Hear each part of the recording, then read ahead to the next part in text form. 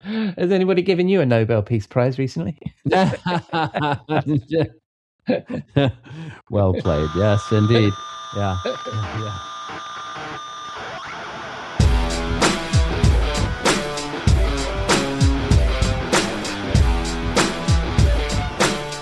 Hello and welcome to the Rockstar CMO effing marketing podcast, brought to you by Venture B and a proud member of the Marketing Podcast Network. Hope you're well and staying as sane as you feel you need to be. I'm your host, Ian Truscott, and I'm changing things up here. Regular listeners might remember this was once a weekly show with different guests, and we finish in our virtual bar with Robert. I'm going back to that longer format, although sticking with my regulars and the occasional guest, and our mission to share marketing street knowledge to inspire your inner Rockstar CMO. Publishing every Saturday. This week, Cathy McKnight from Seventh Bear is in the studio, and we discuss the relevance of a CMS in the modern CMO's MarTech stack, and Robert Rose is in the bar talking about railways. But first, we need to pay the bar tab. I'll be back in a moment.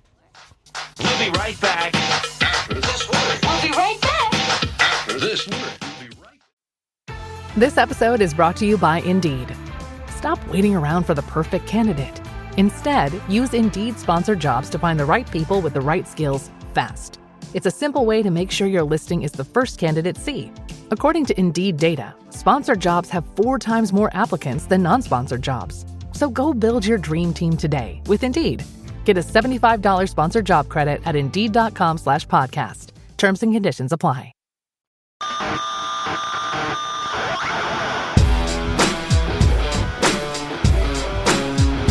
Welcome back, Cathy, to Rockstar CMO FM. How are you? I am well, Ian. How are you? Happy New Year. Last time I'm going to say that.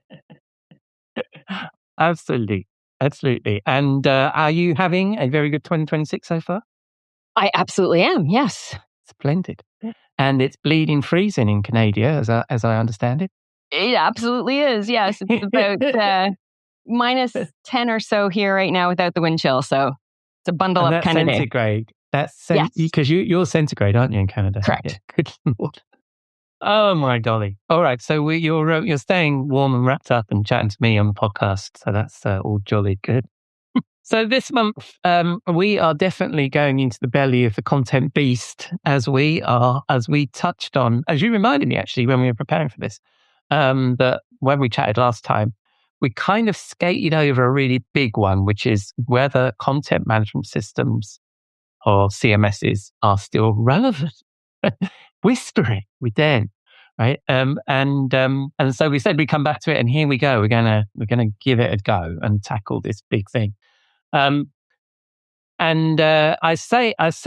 take this cautious approach into this topic because it's a big chunk of both of our careers, isn't it? That working with content management solutions, I've worked for a number of the vendors. I advised a number of vendors. I've been in content marketing strategy. I've worked at agencies. CMS is part of my life. So I'm surprised that we suggested doing this and questioning this, because we should be championing it and saying it's the best thing since sliced bread. But things change, don't they?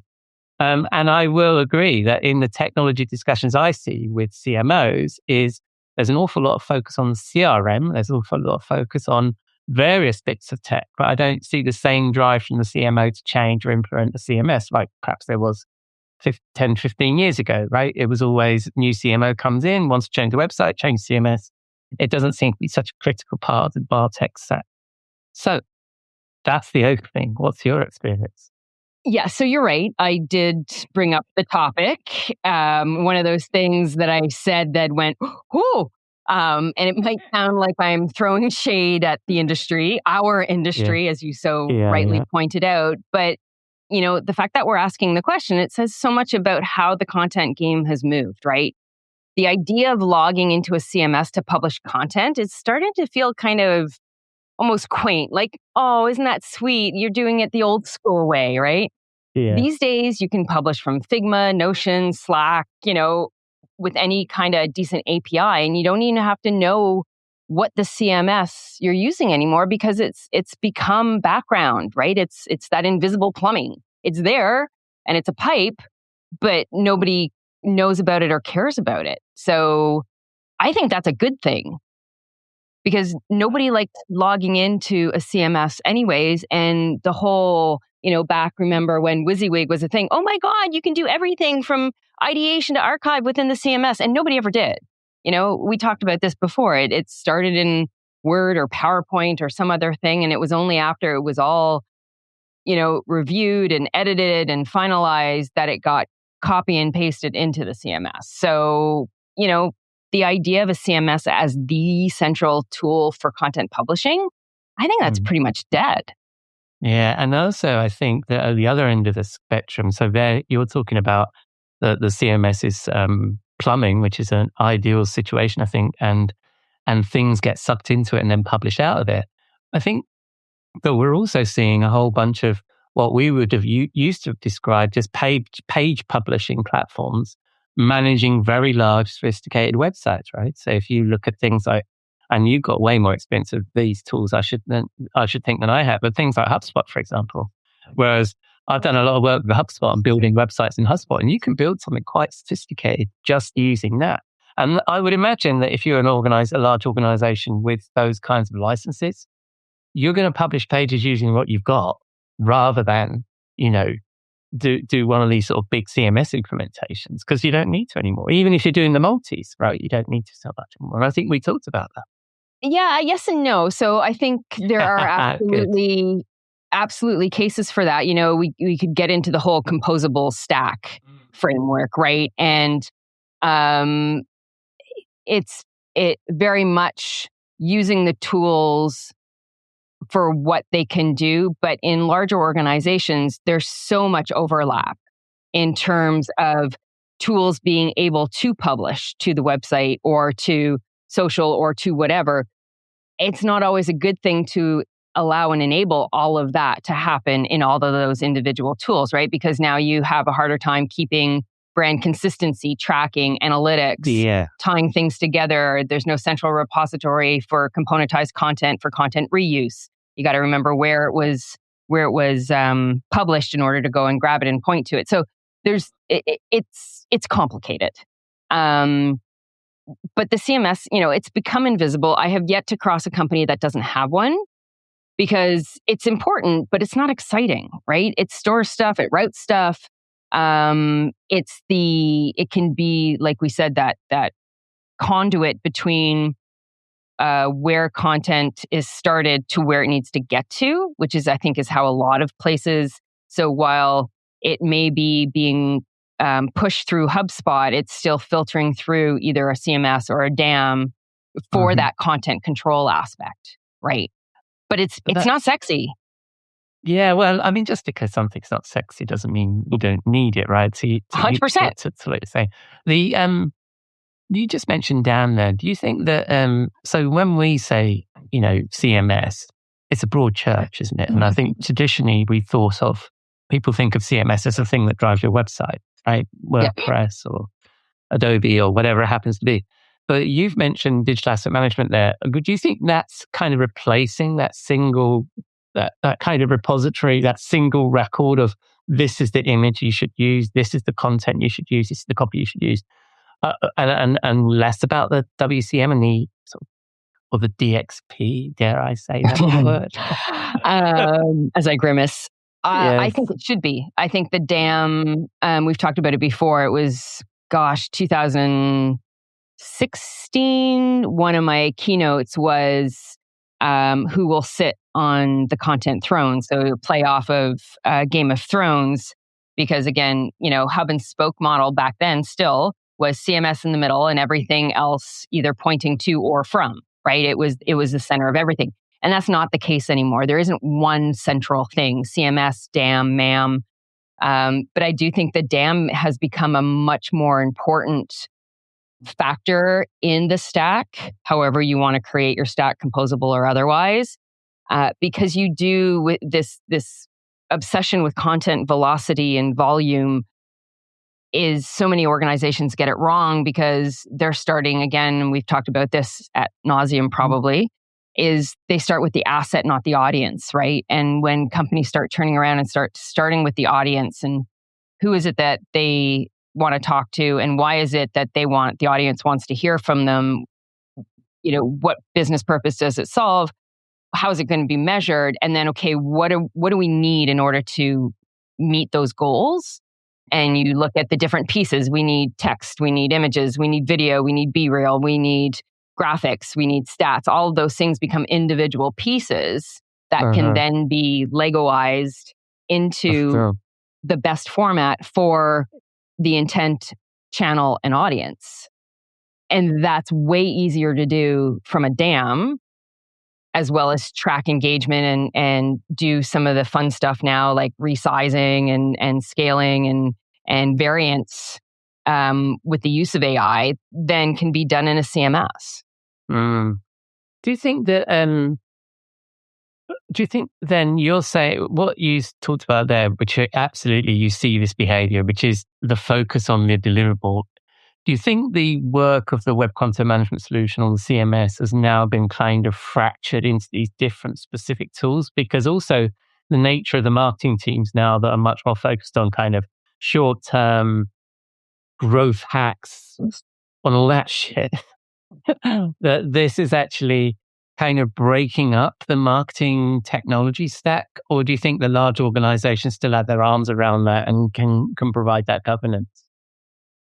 I think the latter for larger organizations, right? So you mentioned when you introed the topic that, the CMOs, they don't care about the CMS anymore. It used to be the CMO drove what CMS you had. So I can tell you on a number of occasions, we helped organizations select a new CMS, not because they needed one, but because they had a change in leadership and the leadership wanted this specific CMS and had to go through the pretense of selection in order to get there, right? So CMOs it's not that they don't care about the CMS, but they're focused on things like CRM and AI and RevOps and, CMS, yes, they see it as probably a key part, but it's the platform team's headache. It's not theirs, right? Yeah. They're not thinking about the CMS when they walk into a budget meeting.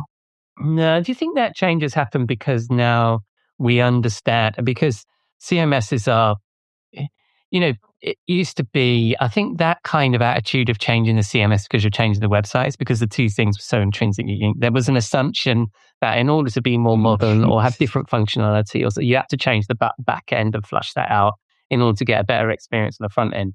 But do you think the indication that you're not seeing so much of that is because the technology has kind of reached a point at which it's now so sticky it's hard to shift anyway, but also you can build the pace of innovation on websites hasn't changed particularly much, and so therefore the technology, the expectations, all that is now caught up, and it doesn't really matter what CMS you're running. I think I don't know that it doesn't matter because there's still some fairly it's serving a purpose, right? If it wasn't serving a purpose for the organization, especially with all the tech audit and the tech debt that companies have now, they'd get rid of it. It's not a small purchase price. This is an investment, regardless of whether it's a smaller composable solution or whether it's one of the biggies, right? It's a big investment, both from a licensing perspective as well as a maintenance perspective. So I don't think that it's gone the way of the dodo. I think it's just been repositioned.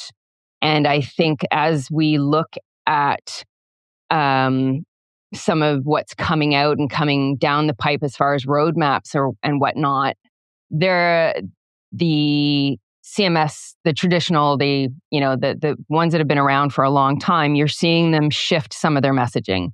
You're seeing them talk about compliance. You're seeing them talk about AI guardrails and enabling workflows, although they've been talking about that for a really, really long time. But and they're either building through actually building it, or through acquisition, that expanded capability.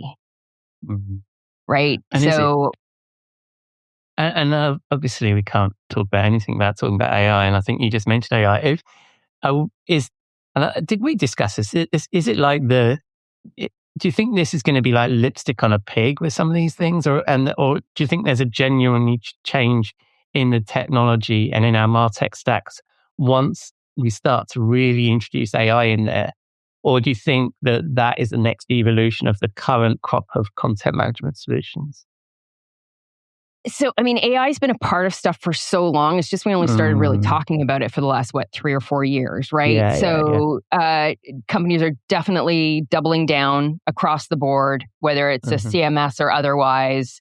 You hear, and, there's Gen AI, there's just AI, there's agentic AI, there's so many different facets to consider.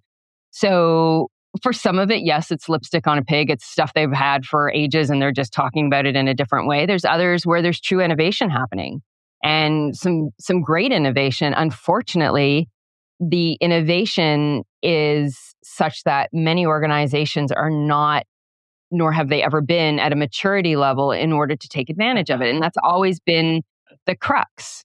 And the challenge for technology vendors is that you have to be visionary. You have to continue to evolve the product. You have to give something for companies to aspire to, which they've all, for the most part, they've all done it to varying degrees of success. But what none of them I have found have done is provide context and the roadmap for companies, no matter where they are from a maturity scale, whether they're behind the starting line or whether they're, at the 50-yard line, on how to get there. Yeah. So it becomes truly aspirational and not a sense of reality, because they're like, we're never going to get there. We can't even merge a mail field. So how the hell are we ever going to get to agentic AI? Yeah, and I think do you think it's like we used to describe personalization as as the phase 2 that nobody ever got to, right? You'd implement, you'd overbuy the technology that you needed because you had aspirations for this amazing experience you can offer your visitors, and then somehow that second phase never gets budgeted, never actually happens, and the CMS industry has always been slightly ahead of the needs of the buyer, right? And do you think that's the same with this AI? Is that what you're saying? Yes. Yeah. It's one of those things. I think it's a little bit different in that companies care more about AI than they did about personalization. So personalization was a hill that I think a lot of vendors were dying on, which I didn't think they needed to die on. Because again, one-to-one personalization is expensive, it's complicated, it's ornery, and it's creepy. Nobody wants it unless you're buying like a Bugatti where you want to like pick the color of the screws that go into the engine. You don't need one-to-one personalization, right? Absolutely. Provide content that's contextual and relevant. That's what users always wanted. But AI also, is different though. It changes the game from a front end and a back end perspective. It's not just the end user who sees and can benefit from it. It's the workflow, right? It's what can get done if it's implemented and trained and done properly.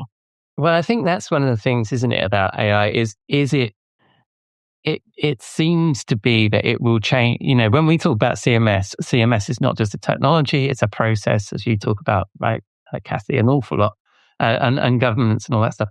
Some of that is going to be removed and being able to be done by AI more, and that stuff will start getting automated. But also, when you were talking about context and relevance, it does seem that that's what these tools have a knack for, don't they? About displaying, and therefore they can the AI tools can understand your content, understand you, understand your consumer, and then match those two together without all that heavy lifting of the metadata, the tagging, the training and all that stuff. They just get it. I say I'm fucking humanizing the bloody thing. Yeah. It's just, it as a machine and as a technology is very good at that pattern matching. And so I think that you talking about personalization being once the hill that people wanted to die on, I think maybe that AI is just going to replace that. Do you think? I do. Yeah. And in context to the CMS, I think leveraging the power and the capabilities of AI on whatever form it is, right? It takes the CMS used to be the shiny front end. That's what everybody talked. Oh, you have Adobe, or you have Sycor, or you have insert name brand here, and And, here's your login and the training and all the things. And it was the thing that you needed, right? Nobody cared or talked about anything else. And now, because of the diversity and the variety of channel, and because of the depth of knowledge now and understanding in terms of content and what makes good content and what makes good content based on channel and or audience and all the things, the CMS is now, with AI, it has the power to protect the brand and keep your content within the guardrails that you want it and out of trouble if it's used properly. And again, so many things rely on organizations understanding that it's not just something you flip a switch on, that you've got to do the groundwork. You've got to build the governance model. You've got to build the roles and responsibilities. You've got to provide the context and the training of the parameters of what good looks like, what your brand sounds like, what it doesn't sound like, right? Which so many companies don't do. It's like, we're this, this, and this, and this. And they never talk about what they're not, what they don't believe in, what they don't want to sound like, etc. And that's all needed in order to make it work properly. Yeah, absolutely. And you think about, I mean, I did some work for a large B2B, B2C, sold lots and lots of products, huge company in the US where they were using one of their rivals' name to describe being non-stick. They were just saying Teflon, which obviously is a brand name of DuPont or something like that. And they were getting sued every 5 minutes by these people because everybody kept saying Teflon to mean non-stick. Yeah. And they had a room full of lawyers. I did some consulting with them. They actually had a room full of lawyers going through all of their content post-publish to look for where they'd refer to dead celebrities or refer to Teflon and all of that stuff. I mean, obviously all that stuff could go away back then if you had a better fucking process and better technology in place. But today, you could just say, spot the dead celebrity in it and you wouldn't need to list them out, or it would just find them, right? So I agree about that governance thing. But also on the topic of whether the CMS is relevant back to where we started from, I mean, I don't think the secret anymore, but one of the big analyst firms no longer covers it as a category, right? Digital asset management is covered as a category by people like Forrester and Gartner, but nobody is really covering CMS anymore, are they? No, but have they really? I mean, it's had so many career changes. I think this is just another one of those. Because of its evolution, right? Because it went from, the top of the top, it was the apex of the mountain. And now it's spread out and we go through these ebbs and flows of, monolithic or suites or whatever you want to call it, and best of breed to composable to whatever you want to call it, and everything in between. And this is just another iteration of that. So, like I said, I don't think CMS is dead. I think it's still an important part of the stack. I just think it's had a career change and it's not as, it's not the star anymore. It's lost a bit of its shizzle. All right. So I kind of think that we've done that then. And we've kind of said, is a CMS still relevant? Yes, it is. It just isn't quite as sexy as it used to be. And maybe it's being replaced by other technology and things moving on. But it will be because the AI stuff will kind of change the way that works. So I want to move on to something that has plenty of shizzle, which is your regular Bear Essentials post on 7th Bear. Lovely, Bear Essentials, 7th Bear, wonderfully done. And the most recent that you published, which really resonated with me actually, and it's an article with the title "Last Week's Crisis Shouldn't Affect This Week's Work," and I think that you've really hit a nail on the head here for this one, because you address the problem that content teams specifically, from your work, Cathy, it's content teams, right? But in my life, it's marketing teams in general. They're trying to balance being responsive. And, it's always good to keep your job to be responsive.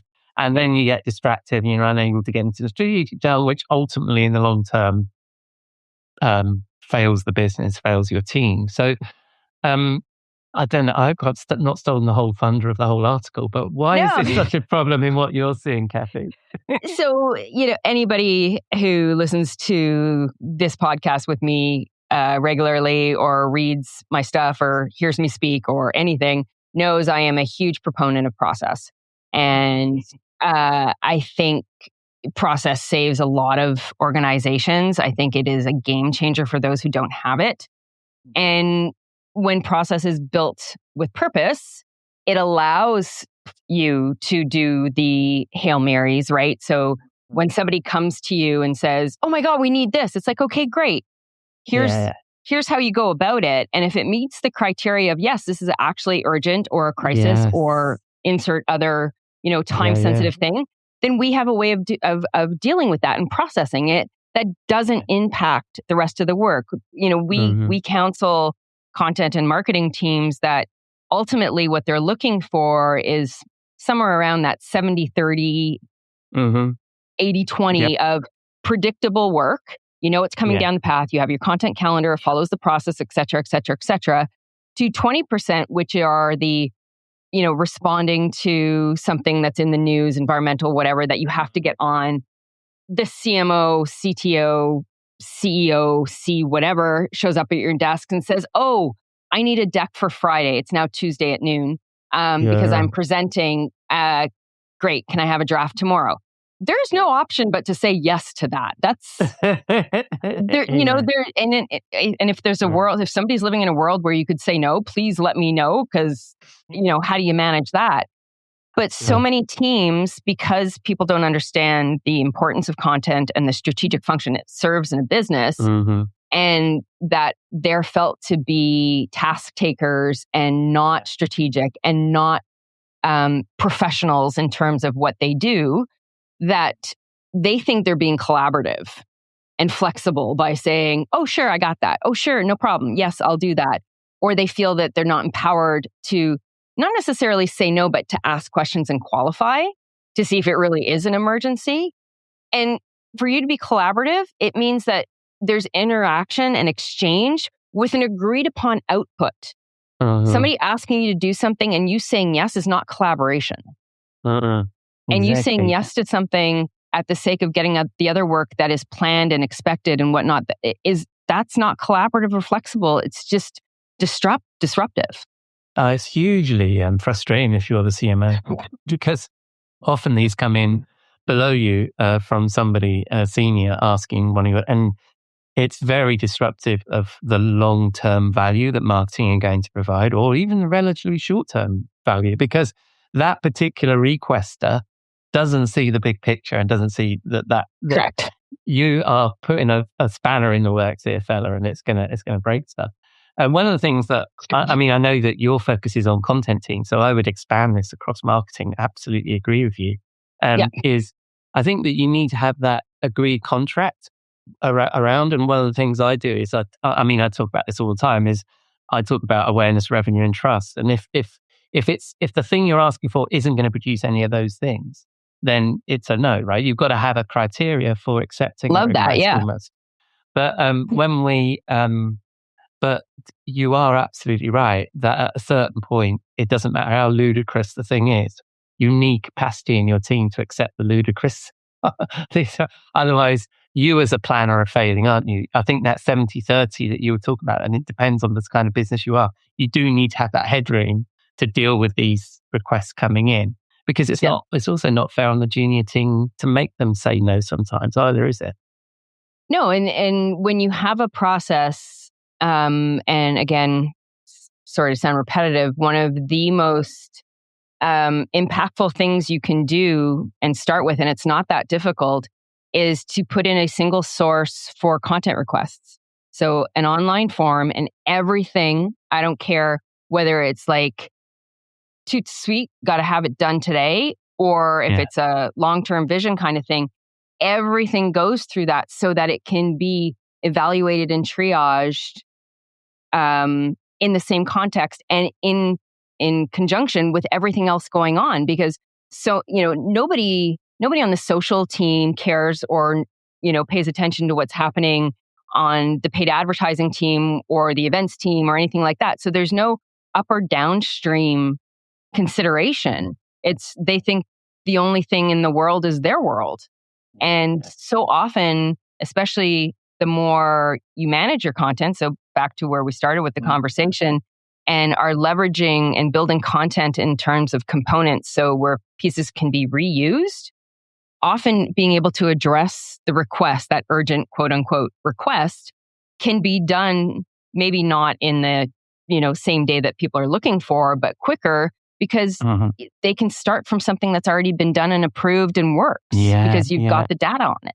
Yeah, absolutely. And there's good point there. The point you make that I hadn't made about the challenge for the CMO and marketing team is assuming that the request is coming from the outside, but of course sometimes the call is coming from within the house, right? Is that the marketing team are disrupting themselves with these Absolutely requests, right? And you've got these little fiefdoms going on. Yeah, but the other thing as well is I think that if you have a process and if you create a so in my book that process would be a campaign. You build all the assets around that campaign that you need, right? Thought out at the beginning, rather than coming at the end and somebody in the social team saying, "Oh, I need this size thingy with a 5-slide. What's it?" And you can say, "Well, it's all part of the content package that we're producing." And if it isn't, it doesn't matter because you can repurpose something you already had because you've built a campaign. You haven't done a tactic. Correct. And Correct. so all that kind of stuff. So I enjoyed your article. So, and that's on the Seventh Bear website, right? And if Bear Essentials. I publish a new one every Tuesday. So splendid. And again, that was fantastic. And so apart from reading your good stuff on the Seventh Bear website, where can people find you, Cathy? I am on LinkedIn and Instagram if you want to see pictures of my dog and my house, my garden. Ooh, who doesn't want to do that? Right? Splendid. And you'll be back for your monthly visit to discuss all things content next month? I will, if you'll have me. Absolutely, anytime. I'll see you then. Thank you, Cathy. Thanks, Ian. Cheers.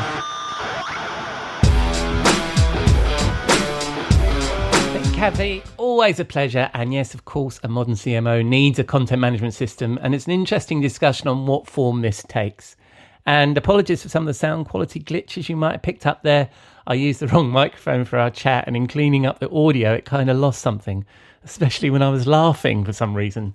So it's been a bit of a tricky production this week, not only changing it to this sort of weekly format and putting everything together, but also I was very disappointed with my inability to work the tech. But anyway, on that note, as promised, we are now off to the pub, the Rose and Rockstar, our virtual bar for a blend of marketing and mixology with the chief troublemaker at Seventh Bear, Robert Rose.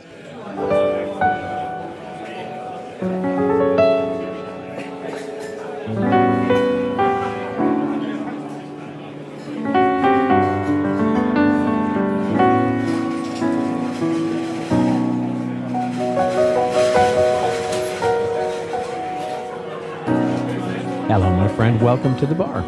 Thank you very much, mate. How are you doing? I'm doing delightfully well, thank you. It's a nice. I mean, other than everything else going on around the world, it's been a lovely week. Has anybody given you a Nobel Peace Prize recently? Well played. Yes, indeed. Yeah. Yeah. Anyway, let's drink. Yes, exactly. Yes, exactly. Let's drink. So we have a classic, like as we did last week. We're having a classic here. So I'm just doing a gin fizz here, because it just seemed the right way to go. And I saw a picture of one online, and I was like, I'm totally making that for us. Yes. And basically, it's a gin fizz is well. I mean, you need gin, obviously. And so, and then it gets a little more complex from there. So, lemon juice, easy enough. Mm-hmm. You can do the sugar if you want to, or you can find a sweeter lemon juice or something like that. Whether I don't like simple syrup all that much, so I typically leave it out. And then here's the most complicated part: is you need some egg white, right? And basically, you're going to whip that up into a nice foam, and then the fizz part is your favorite fizzy soda water, whether you like soda water or sparkling water or something like that. And then you'll have your 2 ounces of gin, 3/4 ounce of lemon juice, a little bit of simple syrup or sugar or something like that if you like. And then, of course, the egg white from 1 egg into your cocktail shaker. Shake it all, shake it all, shake it all, shake it all. Without any ice, by the way. No ice in the shaker because that allows the egg white to get all foamed up and frothy. Yeah. Then fill it up with ice cubes and do the hard shake for until you feel it cold. And then strain all that into your lowball glass, and the foam should come right to the top, and it should be absolutely beautiful. And then a little lemon twist for garnish if you like. Oh, that sounds splendid. And there's a cocktail I could actually make. I like that. Yeah. The most complicated part is the egg white. Yeah. Oh, yeah, I got those. Oh. Yeah, exactly. There was a whiskey drink that you recommended once that I think had an egg white in it, and I made it, and it was delicious. So I shall give that a go. Nice one. So my question for you in the bar this week is, I want to know, what is it about railroads and marketing? Many years ago, you recommended Theodore Levitt to me and his view that we should learn from the decline in the railways in the US versus the road, as they didn't understand that they were myopic. See, I got the title in there, in not realizing they were in the transportation business, not the railway business. And there's a new Levitt in town, because this week I noticed you shared a new railway analogy in your Rose Tinted Glasses series for the Content Marketing Institute. You talk about the alarming number of railway deaths in 1890, and it's something we should learn from with regards to AI today. Tell us a bit more about that. Sure. Well, if Levitt covered the end of the railroad business, I'm covering the absolute beginning of it. And there's probably even a book that could be written about that would be interesting, because the what we prequel forget is just how innovative railroad was in the earliest of days. Yes. And as it started to really spread as an innovation in business, and it's worth people going back and just reading the history on this. It sound, if you were to basically search and replace railroad with AI, it would sound very familiar. Basically, a very few set of companies were spreading railroad, at great speed. The public loved it, thought it was awesome, thought it was the most, best thing since sliced bread. It was stitching together the entire country, or countries, depending on your global point of view, and basically. This innovation, of course, came with, accidents, right? Tough, it was basically, and this, we don't have to talk about this, but basically every innovation brings along disaster with it, right? So everything, you invent the plane, you simultaneously invent the plane crash. When you invent railroads, you invent the train crash. When you invent, highways, you invent highway crashes. You invent social media, you get, sort of the dystopian place of where we are right now with social media.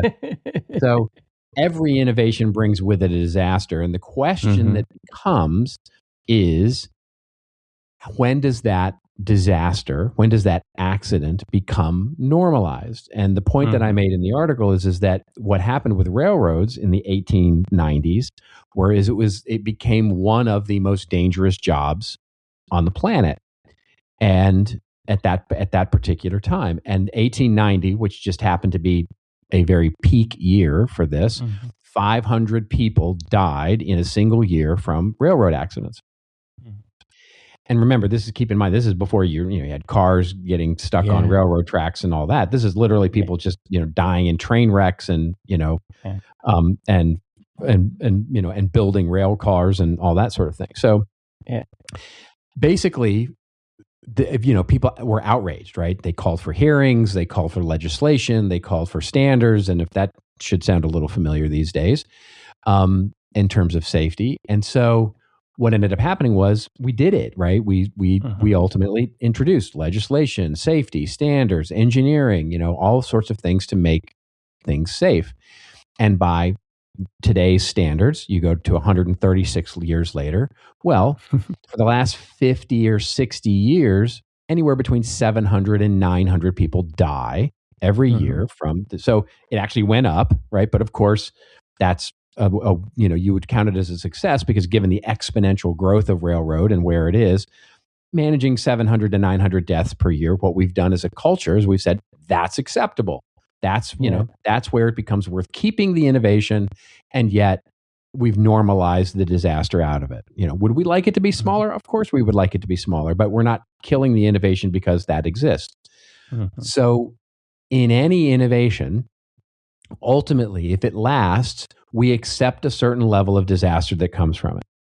And so what we have to realize is that as AI comes into our businesses, into our marketing, there's not a question of if, it's a question of it will introduce accidents and disaster and failure. Right. And your only question and the tension that we can feel right now is that we're just like those people in 1890 going, well, how many is too many? Right? Yeah. What accidents are too much? And our reticence to put it into our marketing strategy or our business strategy is that tension is like, well, what does failure look like? What does the disaster look like? And nobody knows yet. And so nobody knows where that normalization is. So the only thing you can do, and this is what I tried to point out in the post, is that you can try and mitigate the disaster by knowing what it could be, by putting in the right processes and standards and things of your own, what you do know, so that you actually can start to map some of that out to say, okay, well, this could happen, but that would be acceptable, or this could happen and it won't be acceptable. Yeah, and you start exploring that in your article. So that's a good sort of general point about what we can learn from the railways, just in general technology innovation. But what do you think specifically about AI that we need to? What's going to be that railway desk? What are the things we need to be looking out for here? Well, what I'm doing for my new content strategy this year is moving things doing bigger, slower thoughts in multiple pieces, right? So focusing on one big idea per month and then separating them into 4 weekly posts. Right. And this was the first one, which was to introduce the idea. And so what I would say is that it really gets to the week number 2 post, which is going to be around too soon. it's doing all the boring stuff, right? In other words, it's all the stuff that you're not doing now that you think can be shortcutted in many ways, but that can't and shouldn't be shortcutted, which are figuring out your governance, figuring out how content and marketing gets made in your business today, mapping those things out, documenting them, figuring out what workflow looks like, who's responsible, who's making the decisions, what decisions are getting made, really understanding how things are getting done today so that we understand where the innovation will play the biggest value. Or the opportunity for the biggest value. But by that very definition, if we identify and can really see transparently the existing processes and where the value can be added, we will also simultaneously be identifying where there could be disaster. Yeah. This sounds to me like, I asked the question and I talk about AI, and the answer that you're replying back to me is, it sounds to me like this is just best practice that we've known forever when we've introduced a new technology. Oh, it's any innovation. You're right. 100% yes. Yeah. So do you think we've got the muscle in place then in our marketing teams to do this? Because to me, it sounds like the AI, there's a bit of a blame. We're still figuring out who's going to be responsible for the deaths on the railway when it comes to AI, right? Is that who is doing this regulation? But it sounds like there's a certain level of it we need to do ourselves. Well, you have to do all of it yourself. Yeah. I mean, I would argue because no one's going to do it for you. The interesting thing is, because everybody has their own responsibility, right? I would say. And the reason I wanted to bring it up is because, yes, any innovation should have this same level of scrutiny, right? But what ends up happening is that innovations that are more disruptive probably deserve more scrutiny for the obvious reason. Innovations that are less disruptive deserve less. For example, you think about the innovation of the, maybe it's the, I don't know, I'm trying to think of something off the top of my head that's small and interesting. The innovation of the iPhone, for example, versus the innovation of autonomous driving, right? Yeah. And so that when you start to think about the level of scrutiny that you give each of those things, and as a culture, right? Yeah. And you think, okay, we need to adjust accordingly. And so the reason I wanted to bring it up for AI is because the promise of AI is that it will upend everything we're doing in marketing and everything we're doing in business.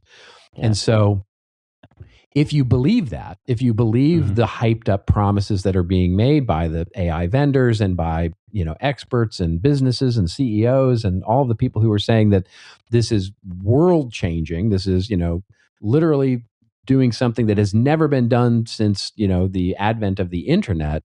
Well, okay, then it deserves the level of scrutiny in terms of what's the disaster going to be, because if the value is so big that it's going to upend everything, well, we should probably understand then what the requisite disaster is going to be when it fails, because it will. And do you think that, there are a few reports of organizations that are not banning AI, but certainly putting limitations on it, and there are only certain tools that people can use, and places like big analyst firms, I think Gartner reported that you're not allowed to use generative AI and things like that. Do you think that, similar to your analogy with the railways, there was probably a group of people like the Luddites here in the UK during the Industrial Revolution that are saying, ban this thing, stop it, don't do it. Do you think that there is a case that that marketing teams should sort of pause and see how it goes? Or do you think we should get into it and then let's find out how, what these risks are going to be? Because we won't, like you mentioned, social media, we didn't really predict what terrible side effects were going to come from social media.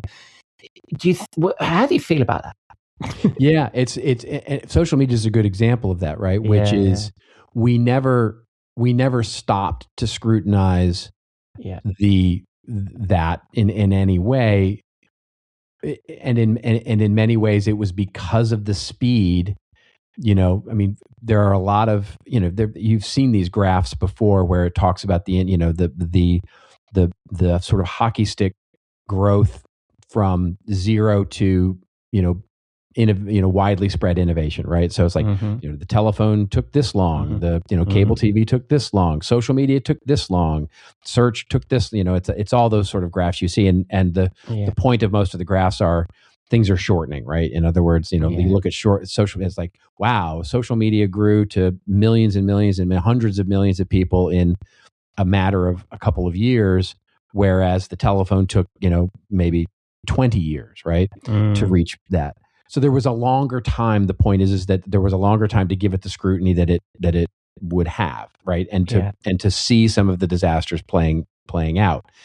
And it's that pressure for speed that is actually the indicator where the sort of, call it peer pressure, call it pressure from above, call it sort of market pressure, to get this thing implemented and fast, sort of takes out the ability to put it under the scrutiny that it deserves. And so it's why AI is such a problematic thing right now, is because, to your point, you've got people going, wait a minute, we need to slow down and do all of this. But the market is going, no, we don't have time for that. It needs to go as fast as it possibly can, because there's so much money involved in it. And it's so upending and so disruptive that the pressure, so it's exactly the reason why we shouldn't, right? And should we ban it? No, that horse has left the building, right? There's no banning it anymore. It's like, that famous Clayton Christensen thing, you may hate gravity, but gravity doesn't care. It's here, right? It's already here. So you have to deal with the innovation that exists. The only question is like, okay, what level of scrutiny do I give it when I put it in my business? I contend that there really is no first mover advantage in most of this, right? Yeah. In other words, taking things slow, it's why I worry a lot less about companies like Apple. Everybody goes, oh, they're so slow to AI, and they're going to be caught unaware, and it's going to be the death of the company. It's like, I don't think so. I think they're taking their time with this so that they really understand it, right? And you can argue whether that's a good strategy or a bad strategy, but it at least seems to be how they're approaching things. And so that level of quick movement to be first mover advantage, I don't know that there's a ton of competitive advantage in that. I mean, it's certainly from introducing it into our marketing, other than learning it at pace, learning it with all the scrutiny involved, but basically doing all the things that we need to do to really understand where those, where the victories are and where the disasters are. That's a really good point. And also, I think part of the challenge, hasn't it been? I mean, there's research from Gartner that CMOs, their top third challenge is do something with AI, and that got all a bit frothy last year. And hopefully, I think we've talked on this show that maybe that goes away and people take a bit more of a considered approach to the tool and what it's going to do for you, and maybe that'll mitigate some of the equivalent of the railroad deaths, right? Is that if we then just start thinking about tech. Yeah, exactly. Yeah, cool. All right. And this is a series that you've started. So normally we talk about Seventh Bear, which I'll obviously link to in the show notes, but where does this particular content series exist? It will exist on Seventh Bear, but it gets a little bit of a advance on Content Marketing Institute, where I blog every week and put my long form content up there under a column that I call Rose Colored Glasses. Yeah, and what I like about this, and one of these days I'm going to ask you a bit more about your content production process, because there's also a video. So if you can't be asked to read the thing, you can watch it on video and you can also listen to it. So that's all of the things. You can do hashtag all the content and stuff. Yeah. All right, buddy. And when we spin, I know you got to run. So when we spin the dial on the interwebs, where we're going to find you? You'll find me at seventhbear.com and on LinkedIn. Splendid. And will you be in the bar next week? Of course. I'll see you then, my friend. Thank you very much. Yeah.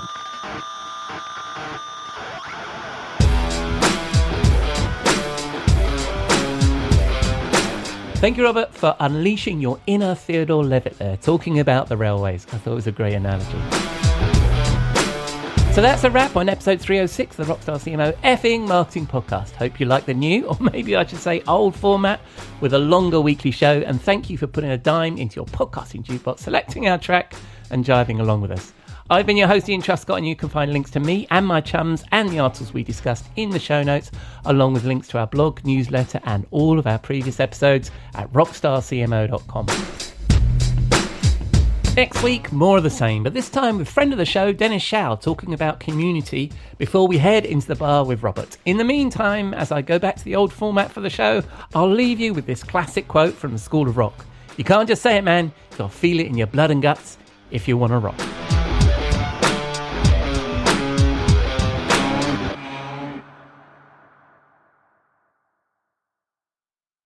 This podcast is heard along the Marketing Podcast Network. For more great marketing podcasts, visit marketingpodcasts.net.